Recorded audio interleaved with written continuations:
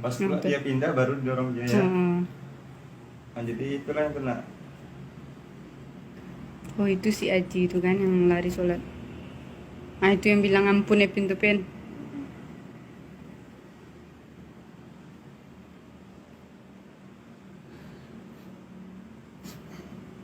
Ada yang kabur ya. Masjid adalah merupakan tempat ibadah dan pusat orang Islam.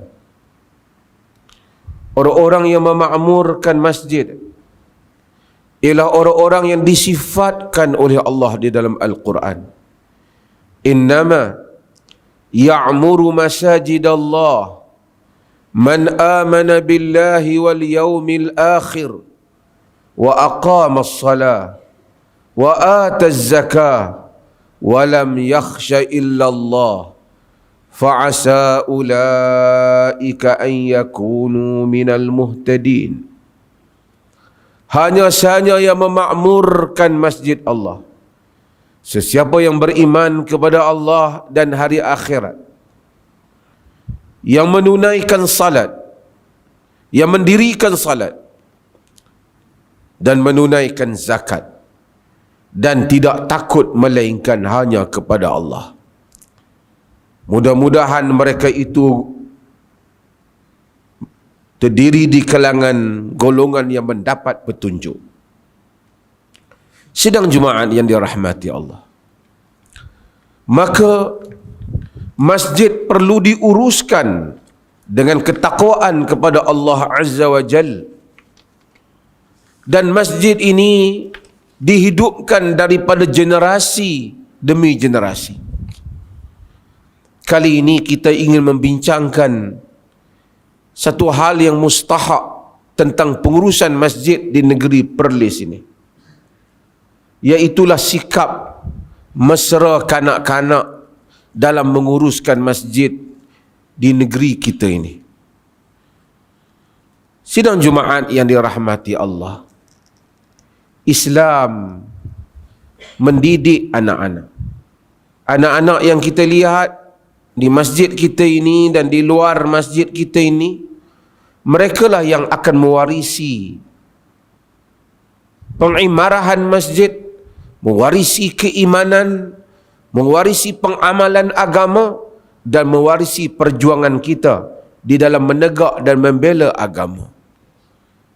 Mereka perlu diberikan pendidikan, pujukan, dan rasa bangga dan sayang kepada agama ini.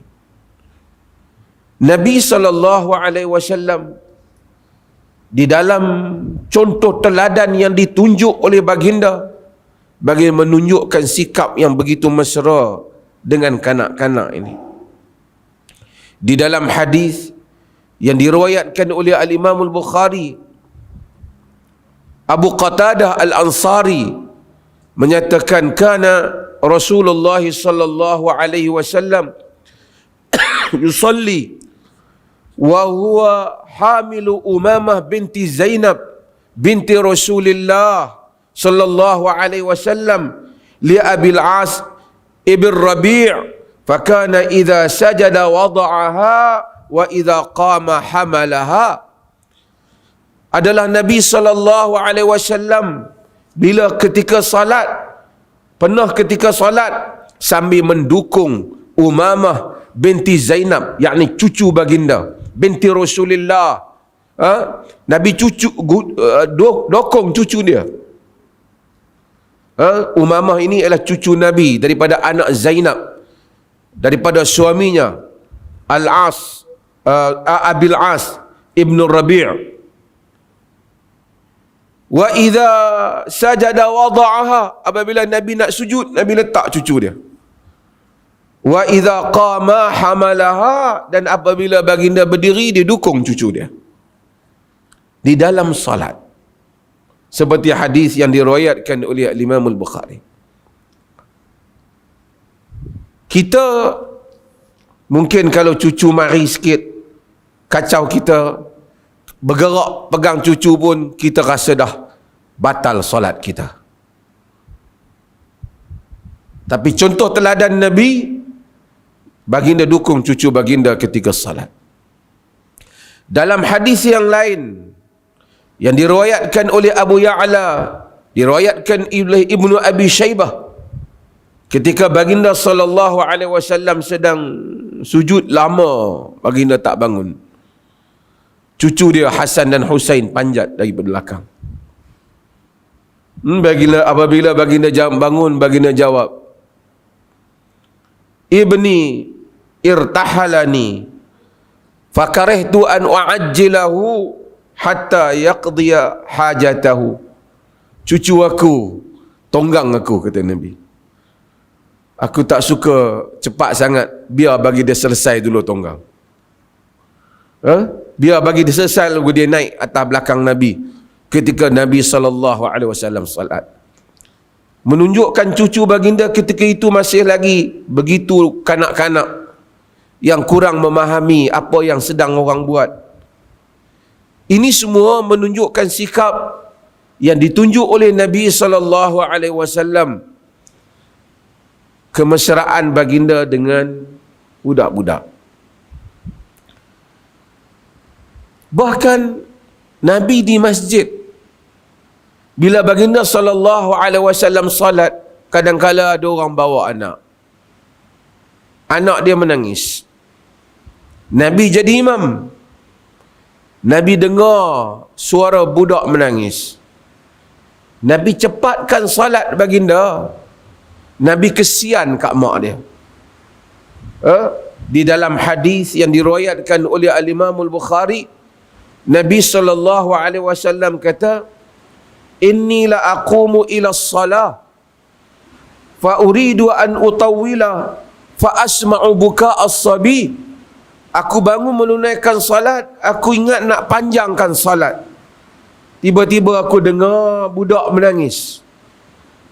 Fa atajawwazu fi salati. Maka aku cepatkan salat aku.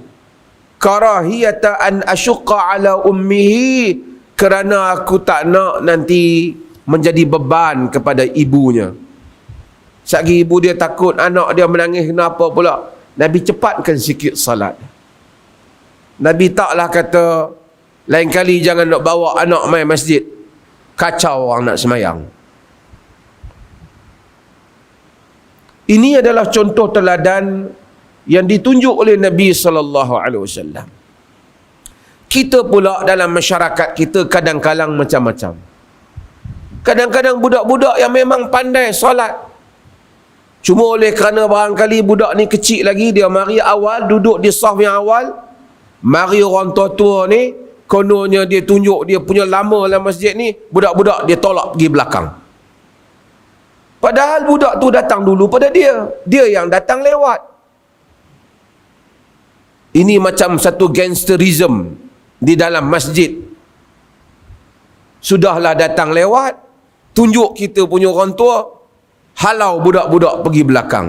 Budak-budak tu datang awal, nak solat awal. Dia yang datang lewat patut duduk di belakang. Dan lebih duka cita lagi, ada masjid pergi buat sah budak-budak satu kat belakang. Jangan campur dengan orang tua-tua. Al-Imam Ibn Hajar Al-Haythami disebut dalam kitab dia Fatawa Fatawa Al-Fiqh Al-Kubra, dia nyatakan bahawasanya as-sibyan mata sabaqul balighin ila as-saffil awal lam yajuz lahum ikhrajuhum. Budak-budak jika mendahului orang-orang yang baligh, yakni budak-budak belum baligh, jika mendahului orang yang baligh pada saf yang awal, tidak boleh untuk dikeluarkan mereka. Ini Ibn Hajar Al-Haythami dalam mazhab Al-Imam Syafi'i sebut tak boleh, kerana adab dan akhlak yang patut kita tunjukkan di dalam masjid. Masjid tempat orang beradab.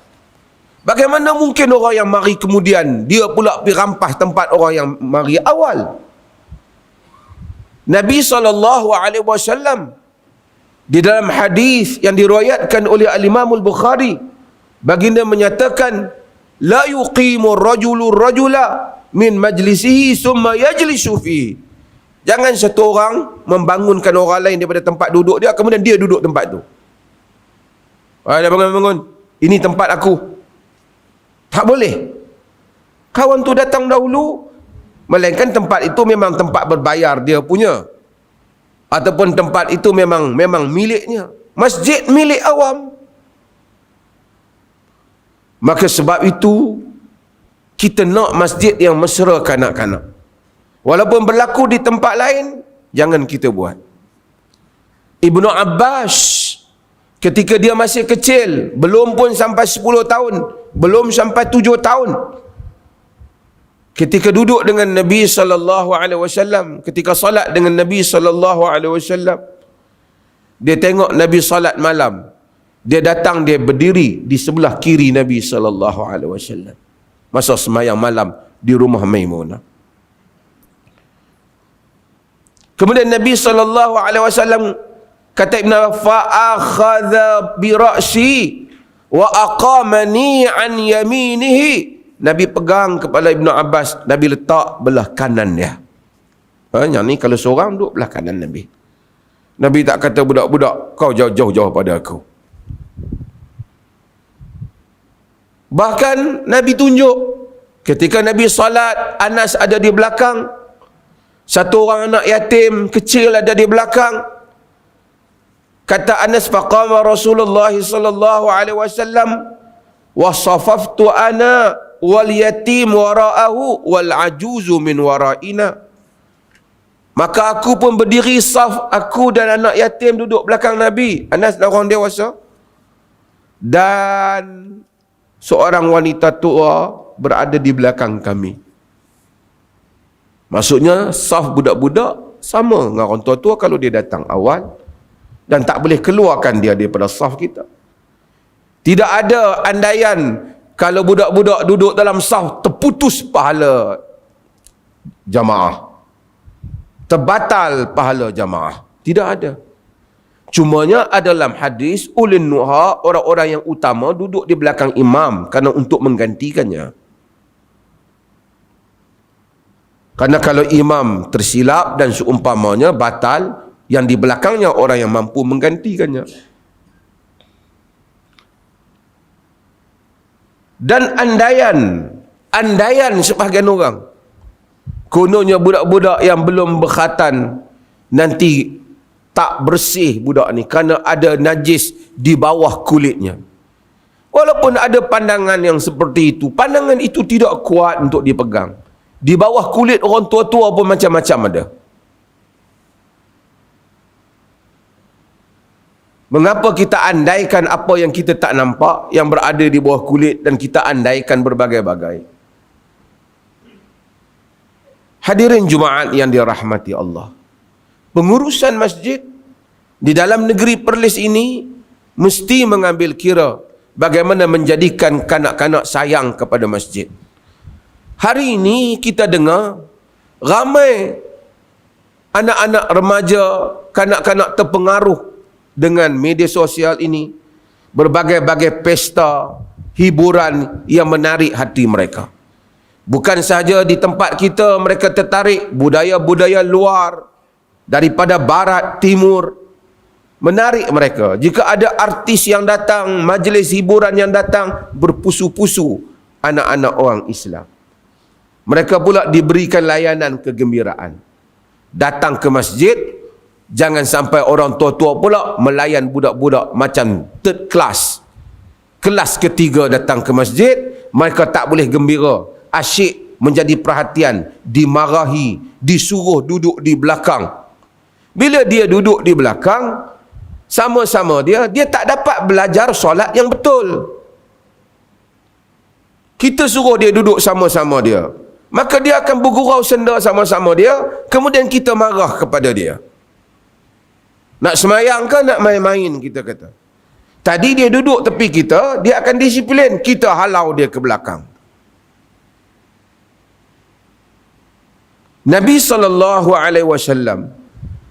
ajar anak-anak Suruh kita ajar anak-anak solat.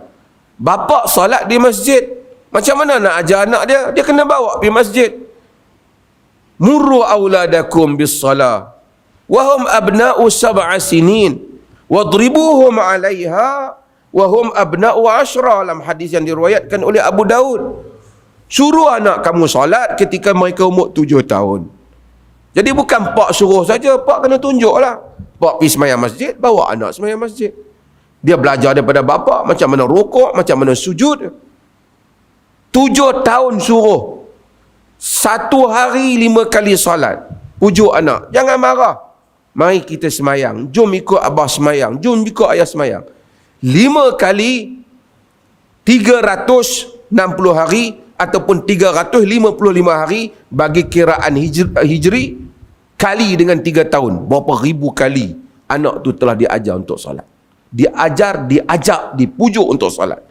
Barulah ada hadis, barulah datang hadis wadribuhum 'alaiha wa hum abna'u al-'ashra. Pukul mereka ketika umur 10 tahun. Maksudnya dah beribu kali dah ajar. Kalau tak dengar, baru pula pukul, tapi tidak mencederakan, sekadar untuk mendidik. Tapi nak bagi faham solat macam mana? Datang masjid. Seronok dia datang masjid, solat tepi abah dia, solat tepi ayah dia. Bukan datang masjid, orang tengok, ni budak-budak kau pergi belakang. Jangan duduk sini. Ini semua orang-orang kita yang terlebih pandai daripada tunjuk ajar yang ditunjuk oleh Nabi SAW. Kononnya mereka rasa mereka orang lama di dalam masjid. Maka kita akan dapati inilah menyebabkan masjid, bukan saja di negeri kita ini, di berbagai negeri yang lain, tidak mesra dengan kanak-kanak. Bahkan ada masjid kita pergi, dia tulis kanak-kanak tidak boleh masuk ke dewan utama. Ada masjid tulis kanak-kanak di saf belakang, buat saf beberapa jauh dia daripada saf yang asal. Ada yang kadang-kadang datang dengan bongkak dan sombongnya, tengok budak-budak tolak macam tu saja, sedangkan budak tu dah ada dalam saf.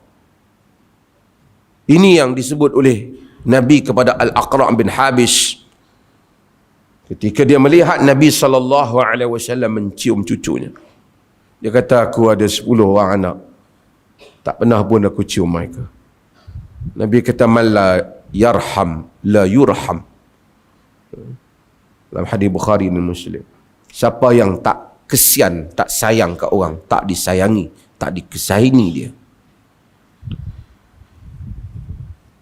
Hadirin Jumaat sekalian, beberapa inisiatif telah diambil di masjid-masjid di negeri Perlis ini. Termasuk kanak-kanak yang datang ke masjid, sebahagian masjid dah buat, kita berikan dia wang sekolah.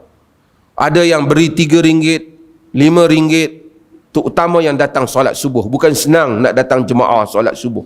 Orang tua-tua pun kadang-kadang tak datang.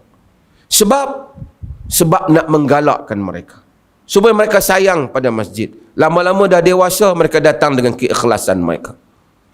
Di dalam hadis Rubai' bintu Muawwidh, diceritakan bahawasanya, dia kata, kunna ba'da dhalika nusawwimu, kunna ba'da dhalika nasumu. Kami kemudian daripada itu kami puasa, wa nusawwimu sibyanana, kami mempuasakan anak-anak kami, as-sighar, yang masih lagi kecil. Macam mana nak puasa budak-budak yang kecil? Wa nadhhabu ilal masjid, kami pergi ke masjid, fanaj'alu lahum al-lu'bata minal ahd, kami buat mainan daripada tepung bagi kepada mereka. Ada mainan daripada bulu, daripada kain itu kami buat bagi ke anak-anak. Fa idza baka ahaduhum 'ala ta'am, bila anak-anak tu menangis lapar masa puasa, a'tainaha, kami berikan mainan itu sehingga indal fitr, sehinggalah sampai waktu buka puasa. Sahabat zaman dulu nak bagi budak-budak puasa, kalau tidak dia tak tahan, dia lapar. Bila dia lapar, mereka buat mainan. Main mainan dulu, lama-lama dia lupa. Bila dia lupa, sampai waktu buka puasa. Kerana nak tarbiyah didik, bawa ke masjid. Maka kita pun macam tu, bagi anak-anak suka datang masjid, kerana mereka mewarisi kita. Kita susah hati, kita komen, budak-budak hari ni banyak pergi ke tempat-tempat yang merepet dan mengarut. Tapi bila datang ke masjid, kita tidak mengalu-alukan mereka. Menjadi tanggungjawab kita, kempen kita di negeri Perlis ini dan juga hari ini, khutbah hari ini dan selainnya. Berkempen supaya masjid seluruh negeri Perlis menunjukkan sikap mesra kepada kanak-kanak.